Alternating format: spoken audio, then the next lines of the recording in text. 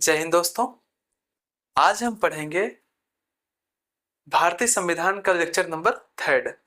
ठीक है। हमने अपने पिछले वीडियो में बहुत सारी चीजें आपको पढ़ा रखा है, जिसमें हमने आपको बताया है 1773 के रेगुलेटिंग एक्ट के बारे में। क्या वो पॉइंट याद है पूरा? यस। अच्छे से याद है ना? ठीक, कुछ पूछे? ठीक, ये बताइए, सुप्रीम कोर्ट की स्थापना 1774 ईस्वी में किस एक्ट के तहत? रेगुलेटिंग एक्ट 1773 के तहत। अच्छा, कहाँ पे हुआ था? कलकत्ता में। कब हुआ था? 1774 में। प्रथम मुख्य न्यायाधीश कौन थे इसके? Sir Elijah Impey. ठीक। अच्छा, बंगाल का प्रथम गवर्नर जनरल कौन था? वारेन हेस्टिंग्स थे। ठीक है। फिर हमने बताया था जो बीओडी था उसके अंतर्गत कहा गया कि बीओडी के सदस्य जो हैं या बीओडी के 1/4 सदस्य हर वर्ष क्या होंगे? नए निर्वाचित होंगे। याद है ना? यस। 1/4 का मतलब समझ पा रहे थे कि नहीं आप? अगर 24 है तो 24 का 1/4 बराबर 6। ठीक है। बहुत सारी चीजें हैं, शायद याद होगा सब। इतना तो बता पा रहे हैं आप लोग, तो कंफर्म याद होगा जहां तक मैं समझ पा रहा हूँ।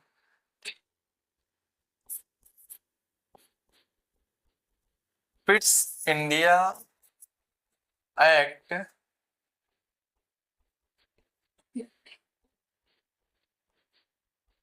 1784।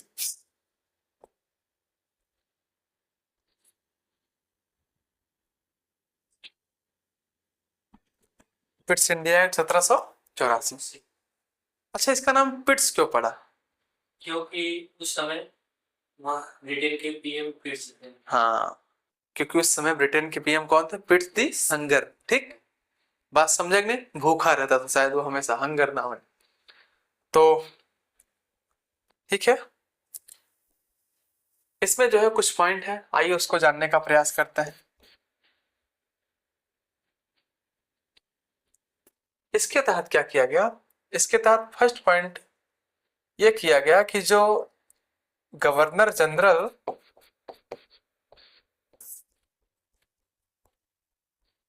की कार्यकारी परिषद थी, कितनी थी? 4 सदस्यों की। गवर्नर जनरल की कार्यकारी परिषद में कितने सदस्य थे? 4 सदस्य थे। 4 से कर दिया गया कितना? 3 कर दिया गया। कितना कहा गया? अब इसमें जो है 3 सदस्य रहेंगे बस। कितने सदस्य? 3 सदस्य। फर्स्ट पॉइंट इसके तहत यह किया गया कि गवर्नर जनरल की कार्यकारी परिषद में सदस्य कितने होंगे? 4 नहीं, अब 3 होंगे। कितने होंगे? 3। 4 तो कहाँ था? 1773 के रेगुलेटिंग एक्ट में। ठीक, बात समझ में आया? दूसरा पॉइंट क्या किया गया? दूसरा पॉइंट कहा गया कि जो राजनीति है नहीं, राजनीति का काम देखने हेतु एक नई बॉडी का गठन किया जाएगा। उस बॉडी का नाम क्या था? Board of controller. क्या था? बोर्ड ऑफ कंट्रोलर में जो है 6 मेंबर्स थे। कितने मेंबर्स? 6। कहा गया पूरी की पूरी राजनीति का काम कौन देखेगा? बोर्ड ऑफ कंट्रोलर देखेगा। बात समझ में आया? अच्छा, व्यापार कौन करेगा? व्यापार का काम कौन देखेगा? बोर्ड ऑफ डायरेक्टर, उसका काम वो है। बट राजनीति का काम किसका है? बोर्ड ऑफ कंट्रोलर का। बात समझ में आ गई नहीं?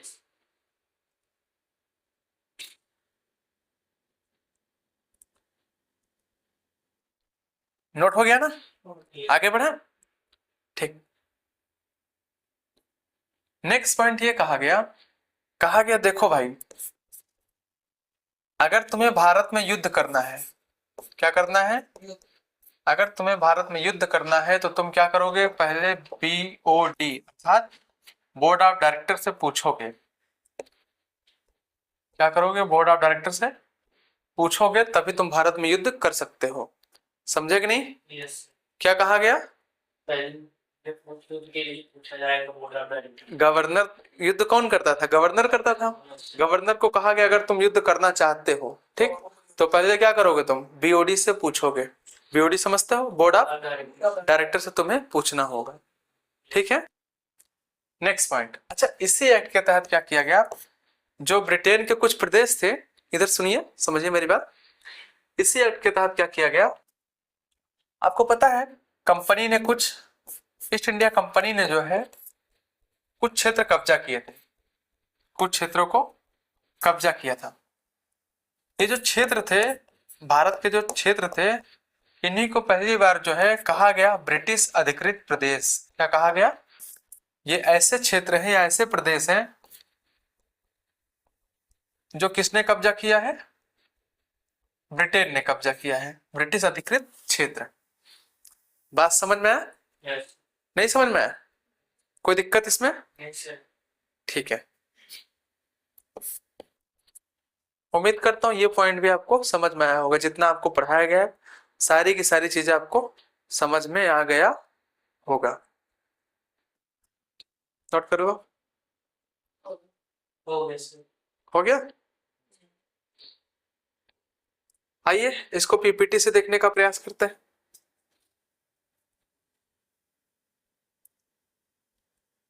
₹1784 का पिट्स इंडिया एक्ट, हमने क्या बताया? दोहरे प्रशासन का प्रारंभ हुआ। क्या हुआ? दोहरे प्रशासन का प्रारंभ। समझते हो दोहरे प्रशासन का मतलब? बोर्ड ऑफ डायरेक्टर तो है ही, बट उसके साथ साथ क्या बोर्ड ऑफ कंट्रोलर भी रहेगा। कंट्रोलर का काम क्या होगा? पॉलिटिक्स देखने का, जबकि बीओडी क्या करेगा? व्यापार करेगा। समझ में आया कि नहीं? Yes sir. Next point. अच्छा, इसमें शायद जो है एक ही पॉइंट दिया गया है, बाकी जो मैंने आपको बताया वो आपको दिमाग में रख करके चलना है। ठीक है, कोई दिक्कत नहीं सर। ठीक है। थोड़ा सा एसी जो है बंद कर देते हैं, क्योंकि जो है बहुत ज्यादा ठंडी, टेम्परेचर जो है बहुत कम हो गया। तो फिर हम बात करेंगे 1793 के चार्टर एक्ट के बारे में।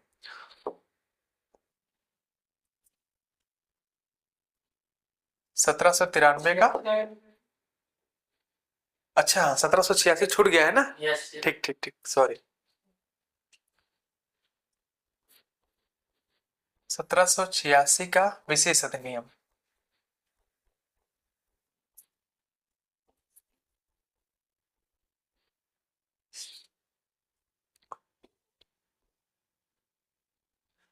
सत्रह सौ छियासी का विशेष अधिनियम। देखो भाई, इसके बारे में थोड़ा से, ये बहुत इंपॉर्टेंट है ये भी। जानते हो क्या हुआ? समझिए इसको बढ़िया से।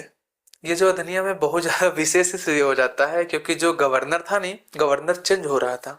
गवर्नर चेंज हो रहा था, और वहां एक गवर्नर था ब्रिटेन में जिसका नाम था कार्नवालिस। क्या नाम था? कार्नवालिस।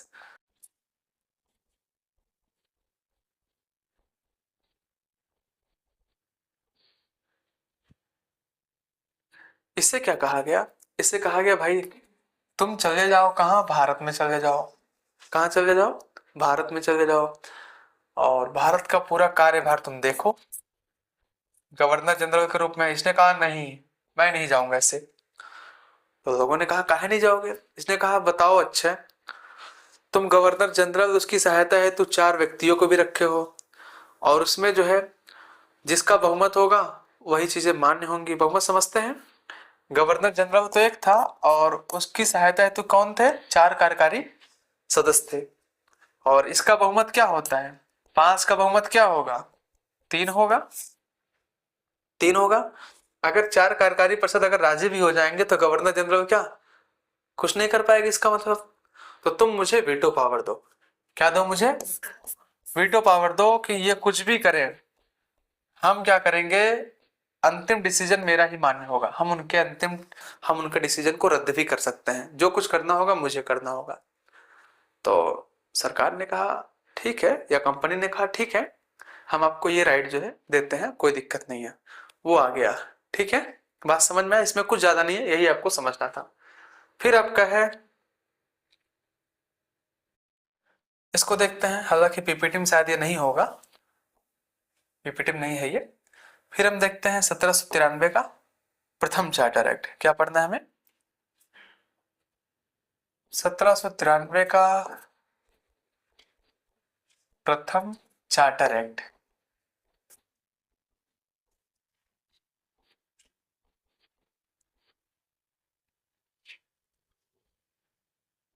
यहां पर आपको 2-3 बातों को ध्यान में रखना होगा।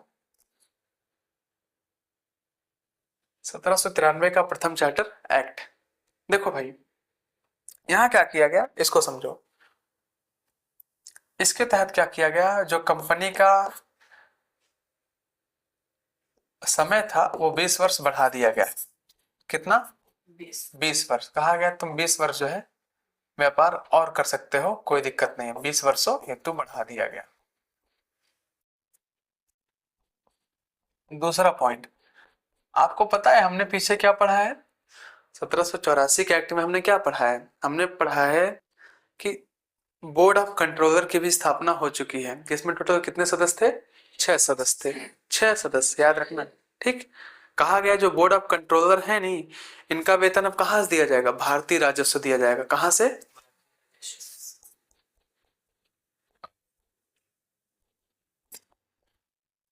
भारतीय राजस्व से पेमेंट दिया जाएगा। भारतीय राजस्व समझते हो?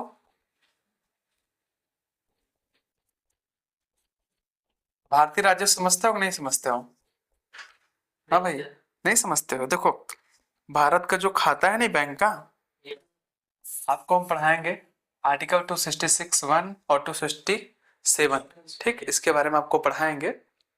भारत सरकार का जो पैसा आता है एक अकाउंट होता है, ठीक है, उसी में जो है पूरा का पूरा पेमेंट आता है।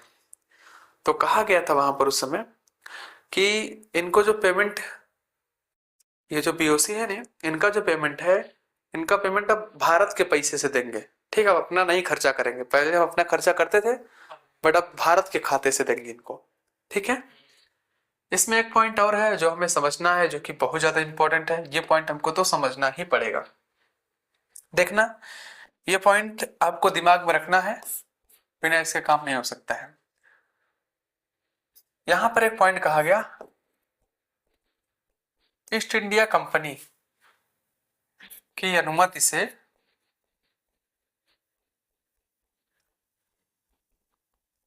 अन्य कंपनियां, अन्य ब्रिटिश कंपनियां, करो, अन्य ब्रिटिश कंपनियां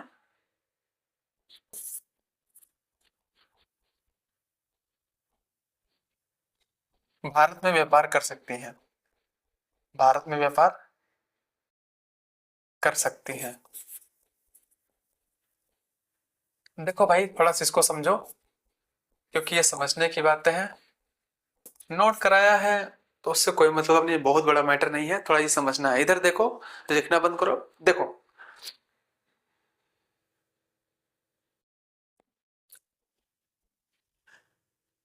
अब क्या हुआ, ईस्ट इंडिया कंपनी और ब्रिटिश कंपनियों को अनुमति दे सकता है भारत में व्यापार करने हैं, तो इसका मतलब क्या है ये समझना है। थोड़ा यहाँ पे टाइम लगेगा, बट ये जानते हो आपकी हिस्ट्री शायद बहुत बढ़िया कर देगा। ठीक है। जानते हो क्या हुआ? 1750 के आसपास जो है एक क्रांति होता है जिसका नाम था औद्योगिक क्रांति। क्या नाम था? औद्योगिक क्रांति। शायद आप लोग इसके बारे में पढ़े होगे या नहीं पढ़े होगे, तो हम बहुत अच्छे से पढ़ाएंगे इसके बारे में। औद्योगिक क्रांति, ये जो क्रांति है नी, इसमें क्या हुआ थोड़ा यही हमको समझना है। यही हमको समझना है यहां पर।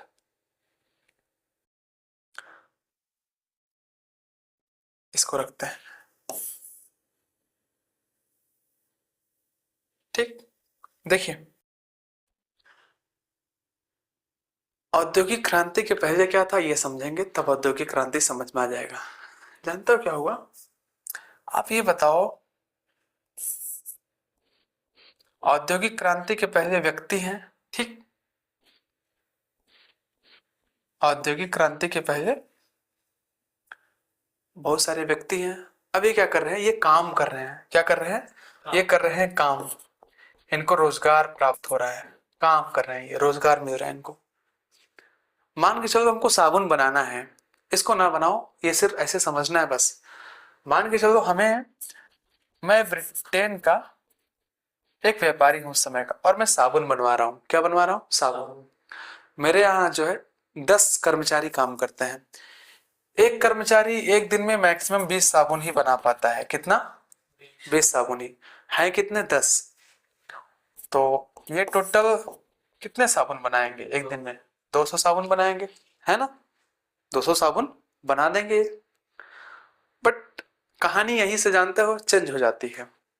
आज जो बड़ी बड़ी मशीनें आप देखते हैं, ये जो पूरी की पूरी चीजें जो आप दिख रहे हैं, जो भी चीजें आपको यहाँ टेक्नोलॉजी वगैरह दिख रहा है, बहुत सारी चीजें, उसका शुरुआत तो पुनर्जागरण से हो ही चुका था। आप लोग पढ़े होंगे, रेनेसा के बारे में जानते होंगे, नहीं जानते होंगे तो बताएंगे तो ही यही। तो यही देखो, व्यक्ति कितने हैं 10, और कितना बना रहे हैं 20 साबुन एक दिन में। तो 20 दाम 200 है ना, 200 साबुन बना पा रहे हैं। और यही क्या होता है, यहीं पर एंट्री होता है किसका, मशीनों का। किसका एंट्री होता है, मैंने मशीनों का एंट्री होता है। मशीनें आ गई हैं, अब थोड़ा सा इसको छोटा करते हैं तब आपको जो है नहीं।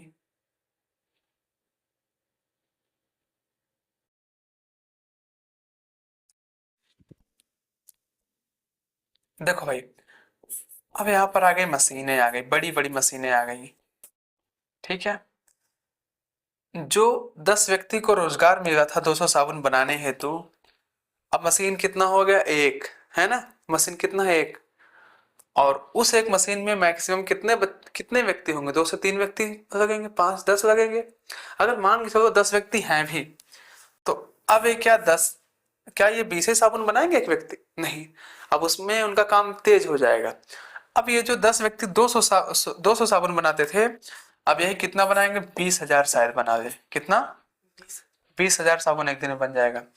अगर भाई 20,000 साबुन अगर एक दिन में बन जा रहा है, 20,000 साबुन एक दिन बन जा रहा है, बेचेंगे कहाँ वो।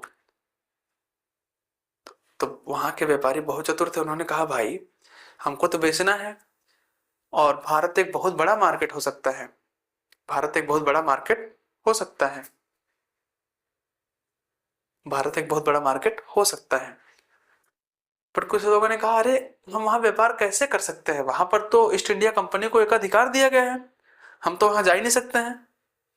व्यापारियों ने कहा ऐसे कैसे हो सकता है, हमको भी चाहिए। उन्होंने क्या किया, विरोध करना शुरू कर दिया। कहा देखो भैया, हमको भारत में व्यापार करना है, हम व्यापार करके रहेंगे भारत में। आप जो है चले गए ब्रिटिश सरकार के पास, क्राउन के पास। क्राउन 1-2 बार तो समझा दी, 3 बार समझा दी, है ना। भाई क्राउन है, ब्रिटिश गवर्नमेंट है, कैसे समझा सकती है, वो भी जनता को, जनता जनार्दन, है ना, जनता जनार्दन। अब क्या है, जनता को समझाना बहुत बड़ा मैटर हो जाता है। व्यापारी जो है विरोध करना शुरू कर दिए। तो ब्रिटिश सरकार सोची हाँ यार, हमारी जनता है, अगर हम नहीं सुनेंगे तो कौन सुनेगा। ऐसे अपनी भी सरकार है ना। सरकार क्या करती है, जनता की सुनती है। सरकार ने कहा हमको तो सुनना चाहिए। सरकार बात की किससे, ईस्ट इंडिया कंपनी से, या जो उस समय की कंपनी थी उससे बात की। कंपनी से बात की गवर्नमेंट, कंपनी ने क्या कहा, कंपनी ने कहा साहब ऐसा मत करिए, ठीक है ना, बड़ी दिक्कत हो जाएगी, उन्हें मत आने दीजिए। और कंपनी ने सरकार को पैसा दे दिया, कहा लो इतना पैसा पकड़ो, ठीक। तो सरकार ने क्या किया, सरकार ने कहा ठीक है हम देते हैं, ठीक। सरकार, कोई नेता होता रहा होगा उस समय का, जेब भरा अपना, कहा नहीं अभी पास नहीं होगा ये चीजें, ठीक। मोनोपोली प्राप्त रहेगा उनको। बट जो है धीरे धीरे धीरे आते आते जो है, जब विरोध और ज्यादा हो गया, बहुत सारे व्यापारी हो गए, विरोध और ज्यादा हो गया, तो ब्रिटिश सरकार कही देखो ईस्ट इंडिया कंपनी, तुम जो पैसा दिए नहीं थे, तुम इसका दुगना तिगना दे दो भाई, हमें कोई दिक्कत नहीं, बट हमारी जनता, हमारे व्यापारी जो है भारत में जाकर व्यापार करेंगे, भारत में जाकर व्यापार करेंगे। तो कंपनी कही ठीक है, आपको मैं एक जुगाड़ बताऊं, आप ऐसा करिए ना, आप कहिए कि अगर ब्रिटिश सरकार को मना लोगे तो तुम वहां पर व्यापार कर सकते हो। तो सरकार ने कहा ठीक है, इसको एक बार रखते हैं। तो यह 1793 का प्रथम चार्टर एक्ट, ठीक है। ये इतिहास का मैटर है, इतिहास में आपको बहुत अच्छी तरीके से इसको पढ़ाएंगे, ठीक है। 1793 का प्रथम चार्टर एक्ट आया। उसके बाद जब 1793 का प्रथम चार्टर एक्ट आया ना भाई, इसमें सरकार ने यह डाल दिया कि ईस्ट इंडिया कंपनी की अनुमति से अन्य ब्रिटिश कंपनियां भारत में व्यापार कर सकेंगी, ये उसने डाल दिया। अगर ईस्ट इंडिया कंपनी चाहे तो, ये पॉइंट तो यहां पर आ गया। बट व्यापारी नहीं मानते, व्यापारी आगे चल करके और विरोध करेंगे, और आपको 1813 में क्या ये दिखेगा कि जो व्यापारी के एकाधिकार नहीं था वो समाप्त कर दिया गया। चीन, चाय और अफीम के साथ, अफीम को छोड़ करके बाकी को समाप्त कर दिया गया। समझ में आ रहा ना ये पॉइंट, कोई दिक्कत इसमें। नहीं समझ में आया? सही समझ में आया ना? सही तो है ही, तुम बताओ समझ में आ रहा है ना? बस गुड।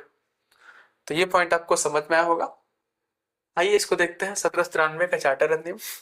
इसके द्वारा बोर्ड ऑफ कंट्रोलर, किसके?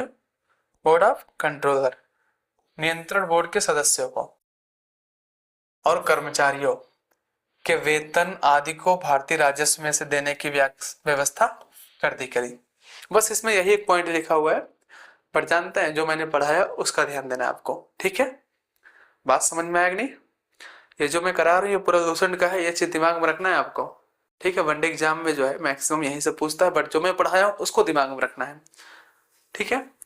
तो ये रहा आपका लेक्चर नंबर 3। उम्मीद करता हूँ आपको समझ में आया होगा। आइए फिर मिलते हैं एक नेक्स्ट वीडियो में। Thanks for watching, bye.